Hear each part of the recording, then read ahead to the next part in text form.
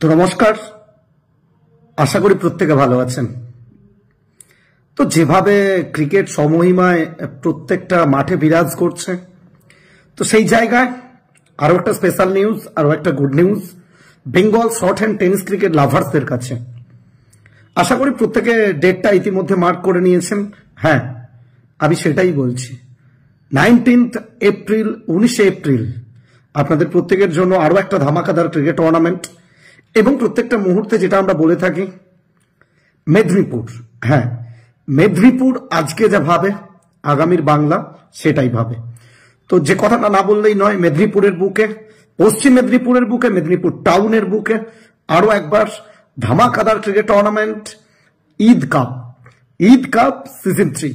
वो तीसरा साल बेमिसाल, নতুন কিছু, নতুনত্ব, অভিনবত্ব সবকিছু নিয়ে আপনাদের জন্য ব্যাক করছে সিজন 3তে ঈদ কাপ।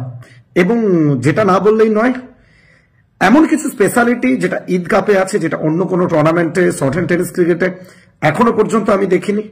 এবং আমার দেখা অন্তত পক্ষে এটাই প্রথম টুর্নামেন্ট হতে যাচ্ছে বেঙ্গল শর্ট হ্যান্ড টেনিস ক্রিকেটে যেখানে ফাইনালিস্ট দুটো টিমের টিম অনারকে স্পেশাল গিফট, এবং শুধু স্পেশাল নয়, এটা এমন কিছু দেওয়া হবে যেটা দেখে চক্ষু চড়ক গাছ হবে প্রত্যেকের।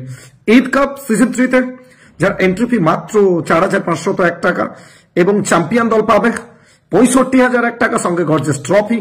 রানার্স আপ দলের জন্য 45,001 টাকা এবং সঙ্গে স্পেকটেকুলার ট্রফি। এবং সব মিলিয়ে ধামাকাদার তৃতীয় মরশুম, নতুনত্ব, আবেগ, উন্মাদনা এবং পাগলামিটা ক্রিকেটকে নিয়ে একেবারে শিখরে থাকবে।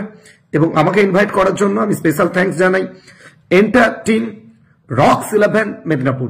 এবং কেন আমরা বলি রকিং পারফরমেন্স বাই রক্স 11, তো তারা প্রস্তুত তৃতীয় মরশুমটা নতুন কিছু দেওয়ার জন্য, বেটার কিছু দেওয়ার জন্য।